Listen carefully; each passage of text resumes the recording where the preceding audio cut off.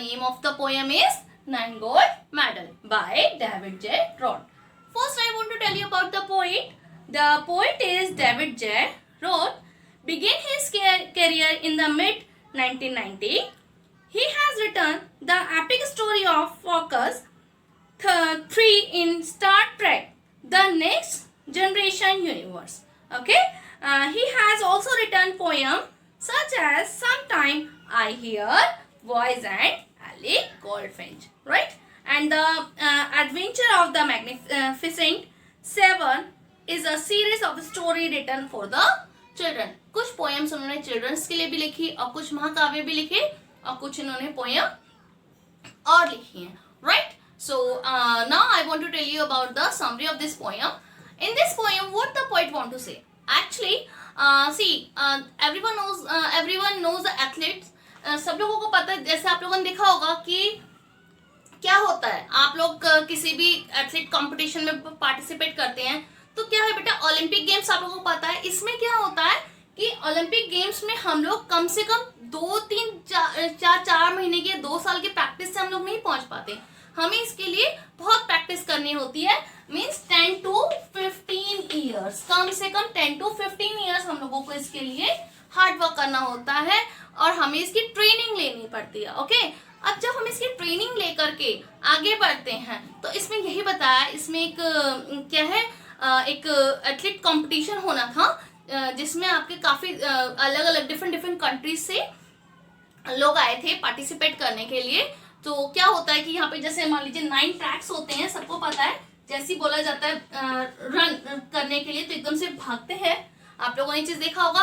But इसमें क्या हुआ कि इसमें एक थोड़ा क्या बहुत अच्छी चीज है, इसमें क्या मेन कोलैबोरेशन और आपका क्या हेल्प बताएगी कि किस तरह से हेल्प. जनरली क्या होता है, आप लोग भाग रहे हैं, अगर आपके सामने वाला पर्सन गिर गया तो आप लोगों ने क्या करा, आप सीधा छोड़ो उसको और आगे चलते चले जाओ. बट इस पोएम में ऐसा नहीं है. इसमें क्या हुआ है कि 9 एथलीट्स में से एक एथलीट जो है भागते टाइम पे गिर गया. ओके, और उसके नीज पे चोट भी आ गई. अब उसे चोट लगने से क्या हुआ कि वो भाग नहीं पाया. तो जो बाकी के 8 एथलीट्स थे उन्होंने क्या करा, उसका हाथ पकड़ा और उन्होंने वाकई में चल करके ये 100 मीटर रेस पूरी कंप्लीट की. राइट, कितने मीटर, 100 मीटर रेस कंप्लीट की और 9 के 9 को गोल्ड मेडल मिला. ठीक है, तो इसकी ये थी बेटा summary. So now let's start the reading of this poem. Okay, now let's start reading of this poem. The goal of every content in a sports event is to win and prove his or her mettle. In this poem, there are 9 gold medalists for the final event of the day, the 100-meter run. Read this poem to find out how that happened. I have already told you in the summary of this poem in the starting of my video that मतलब 9 athletes come from the different country to win the gold medal. Now what happened? क्या होता है? So for this, let's start reading of this poem. Okay. The athletes had come from all over the country. The run for the gold, for the silver and bronze. Many weeks and months of the training, all coming down of their scheme. Means in this poem, in this stanza, what the poet want to say? The athlete had come from all over the country. मतलब जो athletes थे, मतलब जो भागने वाले थे, running करने वाले थे, वो डिफरेंट कंट्री से आए थे. Okay, the run for the gold medal, किस चीज़ के लिए वो भाग रहे थे? गोल्ड मेडल के लिए. और कुछ सिल्वर, कुछ ब्रॉन्जी. मीन्स जो फर्स्ट आता है उसको गोल्ड मिलता है एंड द सेकेंड को क्या मिलता है? सिल्वर. एंड द ब्रॉन्ज मिलता है थर्ड वाले को. राइट. सो सब लोग इसके लिए रन कर रहे थे. Many weeks and the month of training, जो जो ओलंपिक्स वगैरह होते हैं वो ये तो नहीं है कि आपको 1-2 महीने की ट्रेनिंग से मिल जाता है, right. So you have to practice for the Olympic games at least 10 to 15 years. आप हमें क्या 10 to 15 ईयर्स की हमें प्रैक्टिस करनी होती है, तो ट्रेनिंग लेनी होती है, प्रैक्टिस करनी होती है. तो कहते हैं many weeks and months of the training all coming down of this game. सभी इतनी ज़्यादा प्रैक्टिस के बाद कहाँ आए थे, यहाँ पे गेम में पार्टिसिपेट किया था और यहाँ गेम के लिए आए थे, right. So this is the explanation of the stanza number 1. Okay, now the second stanza. The spectres gathered around the old field to cheer all the young women and men. The final event of the day was approaching. Excitement drew high to begin. And now I will explain the second stanza.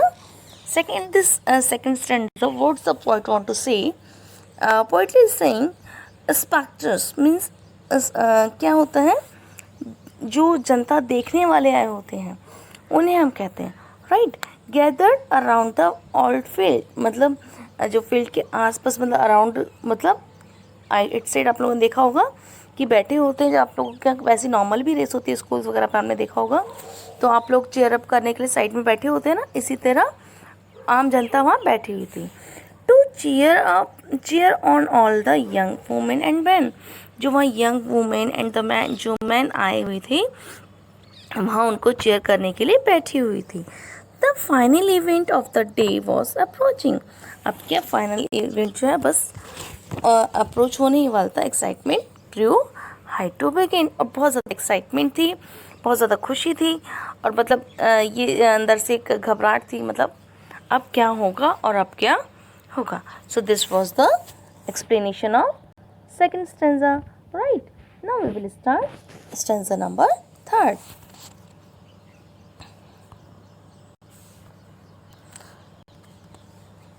The blocks were all lined up for those who would use them. The 100-yard dash and the race to be run. These were 9 revolves. Athlete is back for the starting line, poised for the sound of the gun. Means in the third stanza, what the poet want to say?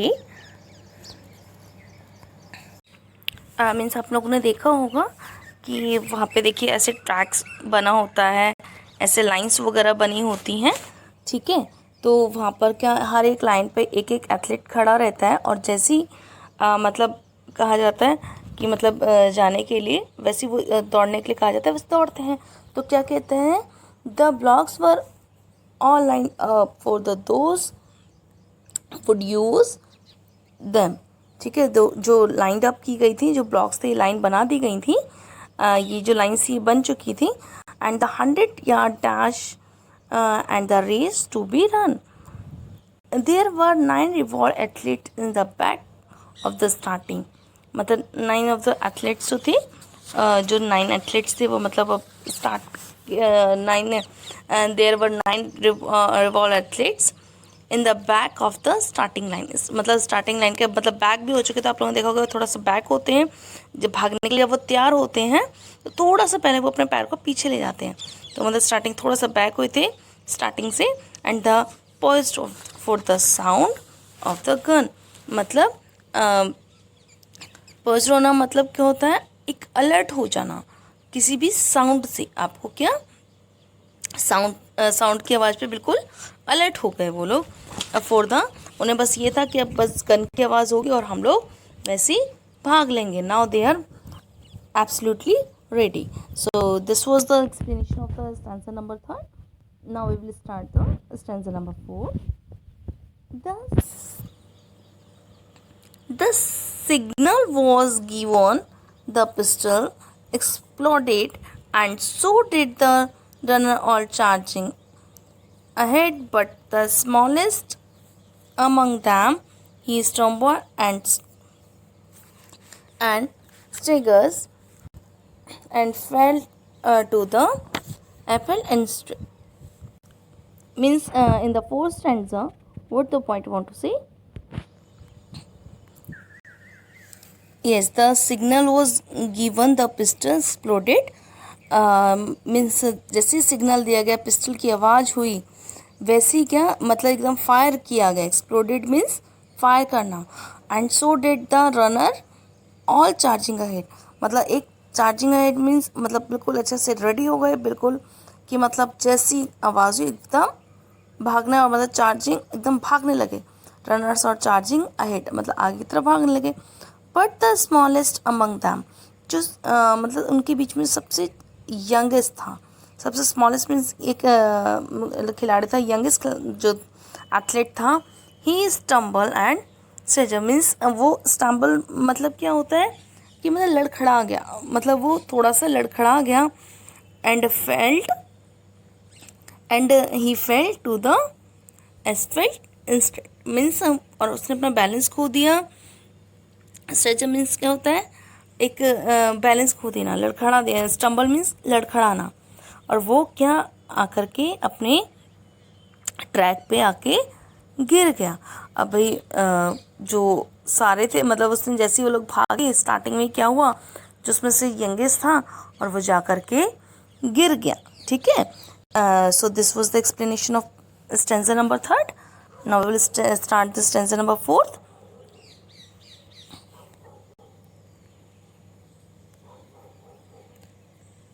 He gave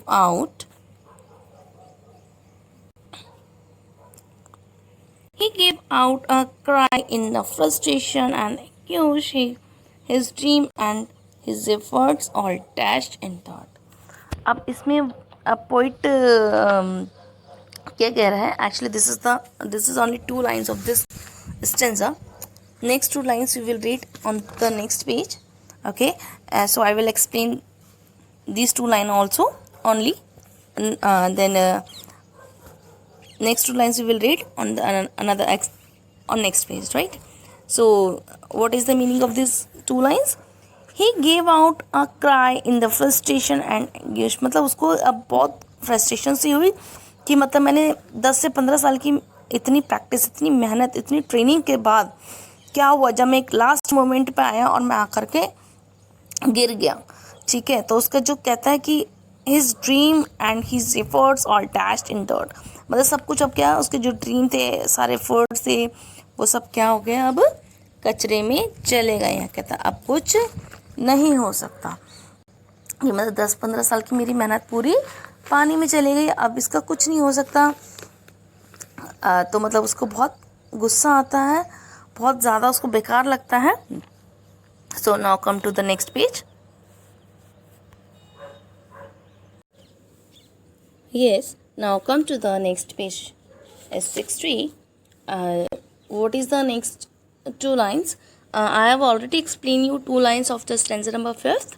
Okay, now we will read next 2 lines of stanza number 5th, right? So what is the next 2 lines?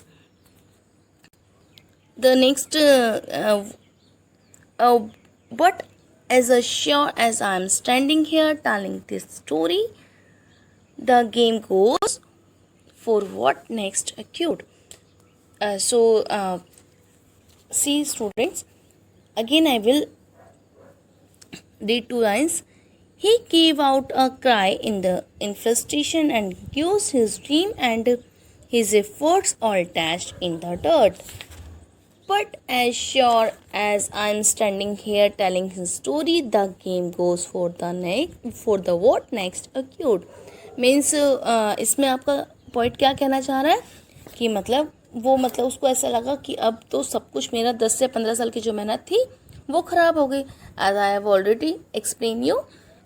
Okay, so वो इस चीज़ के लिए बहुत दुखी है, बहुत मतलब परेशान हो रहा है कि मतलब सब कुछ जो था मेरा बर्बाद हो चुका है, अब तो कुछ भी नहीं हो सकता.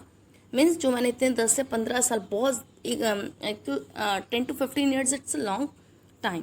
ओके, अगर किसी का कोई भी एक मेहनती, एक हार्ड वर्किंग पर्सन है, अगर उसके साथ कुछ ऐसी सिचुएशन आ जाए तो उसको ऑब्वियसली ऐसा लगेगा कि क्या हो गया. मीन्स उसकी पूरी लाइफ एक तरह से बिल्कुल फिनिश हो जाएगी. Okay, so now start the stanza number 6. The 8 other runner pulled upon their heels. The one of had trained for so long to complete one by one. They all turned around and went back to help him and brought the young boy to his feet. सी अब यहाँ पे देखिए एक turning point आया है in the stanza number 6. अब इसमें एक टर्निंग पॉइंट बेटा एक स्ट्रेंज मतलब बहुत ही अच्छा जो ऐसा मतलब बहुत रेयर ही देखने को हम लोगों को मिलता है कि मतलब कोलैबोरेशन हेल्पिंग मतलब आजकल का टाइम आप लोगों ने देखा होगा लोगों को सिर्फ अपने बारे में लग रहा है. तो अगर मान लीजिए अगर आपके साथ वाला भागते भागते गिर जाता है तो आप लोग कई बार सोचते हैं ठीक है वो गिर गया ना, अच्छा मैं फर्स्ट आ जाऊंगा, मुझे गोल्ड मेडल मिल जाएगा. बट नहीं, इसमें ऐसा नहीं हुआ था. उसने पोइट ने ऐसा नहीं सोचा. उसने कहा अगर मैं हार गया हूँ, मुझे गोल्ड मेडल नहीं मिला है, सो मतलब वो कहता है कि अगर मैं हार गया मुझे गोल्ड मेडल नहीं मिला. तो उसके बाद जो 9 थे उन्होंने ऐसा नहीं सोचा. उन्होंने कहा ठीक है अगर वो गिर गया है, उसको गोल्ड मेडल नहीं मिल पाएगा तो फिर हमारा भी किस काम का. वो 9 के 9 मतलब जो 9 में सॉरी एक जो गिर गया था उसके बाद जो 8 बचे थे वो उसकी तरफ वापस गए. उन्होंने उसको उसके पैरों पर खड़ा किया. So see the children, and in the stanza number 6 there is a turning point. So what is the turning point in the stanza number 6? The turning point is, and maximum time you have seen what happened. Means मतलब क्या होता है कि आप लोग कहीं race वगैरह में आप दौड़ रहे हैं, ठीक है, तो आप लोगों ने देखा भाई सामने वाला बंदा जो है हमारा जो पार्टनर है अगर वो गिर गया, गिर जाने तो अच्छी बात है, कम से कम हम लोगों को तो भागने का अच्छे से मौका मिलेगा. आप लोग ये सोच लेते हैं. बट इस पोयम में ऐसा नहीं हुआ. मतलब इसमें क्या हुआ, जो बाकी के 8 रनर्स थे, the 8 other runners pulled up on their heels, और अपने उन्होंने the one who had trained for so long to complete, मतलब जो एक बंदा गिर गया था वो भी तो बहुत समय से प्रैक्टिस करता हुआ आया था. तो उन लोगों ने सोचा नहीं उसको हमें साथ लेना है. One by one all they turn around and the went back to him to help him. मतलब वन बाय वन एक एक करके वो लोग उसके पास गए और जा कर के उसकी मदद की. किसकी? जो आपका 9th वाला था रनर, जो रनर था वो गिर गया था, उसकी हेल्प की, उसको उठाया and brought the young boy to his feet. जो यंग बॉय था उसको उसके फीट पर उस पर खड़ा किया. राइट. तो ये आपको समझ आया होगा कि मतलब 8 के 8 एथलीट्स उसके पास गए और उसको खड़ा किया और उसको मतलब ऐसा आपने को जनरली देखा, कभी भी नहीं देखा होगा, गिर गया, गिर जाने दो, कोई बात नहीं, हमें तो आगे बढ़ना है, ठीक है. बट नहीं, उन्होंने हमेशा बेटा स्वार्थ हमेशा काम नहीं आता. अगर आप लोगों ने सोचा कि हमें जीतना है, भाड़ में जाए सब कुछ, हमें सिर्फ हमारा फोकस है जीतना है, ठीक है, आपका फोकस जीतना है वो बहुत अच्छी बात है. बट कभी भी हम किसी का बुरा चाह करके कभी हम जीत तो नहीं हासिल कर सकते ना, ठीक है. अगर वो 9th वाला भी भाग रहा होता उसके साथ अगर आप जीतते तो वो आपकी एक्चुअल में जीत मानी जाती. बट अगर आपका साथ वाला पार्टनर गिर गया और अगर आप उसको छोड़ करके भागते हैं तो वो एक्चुअल में आपकी जीत नहीं होगी, वो क्या होगा, एक आपका चीटिंग होगी, ठीक है. तो उन्होंने क्या करा, इंसानियत दिखाई. बेटा हमेशा एक स्वार्थ काम नहीं आता, हमेशा क्या हमें इंसानियत भी अपनी दिखानी पड़ती है, ठीक है. तो एक्चुअल में इस पोयम में क्या एक हेल्पिंग इंसानियत मतलब को एक बताया गया है कि हमेशा क्या है कंपटीशन में हमें सिर्फ एक मतलब कोई कंपटीशन की तरह न लेते हो, हमें क्या एक इंसानी तौर पे एक हेल्पिंग उसमें लेना चाहिए, एक इंसानियत दिखानी चाहिए, ठीक है. हमें कंपटीशन छोड़ के कोलैबोरेट करना चाहिए. राइट. तो इसमें पोएम में टोटली यही चीज़ बताई है. So this was the explanation of stanza number 6. Now comes to the next stanza. The next stanza is 7th. Then all the runners joined hand and continued the 100-yard dash. Now reduced a walk, and a banner above the said Special Olympic could not have been more on the mark. Means अब क्या कहता है कि जो 9 athletes थे उन्होंने अपने hands को ज्वाइन किया, ठीक है, 1 by 1 एकदम हाथों को पकड़ा एंड कंटिन्यूड मीन्स अपनी जो रेस थी वो चलने स्टार्ट कर दिया, ठीक है. The 100-yard dash now reduce to a walk. अब जो रेस थी, जो भागने की रेस थी, उन्होंने क्या चल करके पूरी की, वॉक करके पूरी की उन्होंने भाग. बिकॉज जो 9th एथलीट था, जो यंगेस्ट था, जो गिर गया था, वो क्योंकि भाग नहीं सकता, right. So see in third line, and a banner above said special Olympic. जो नाम था उसका बैनर का क्या पड़ गया, स्पेशल ओलंपिक. क्या हो गया, special Olympic, right. So this is the explanation of stanza number 7.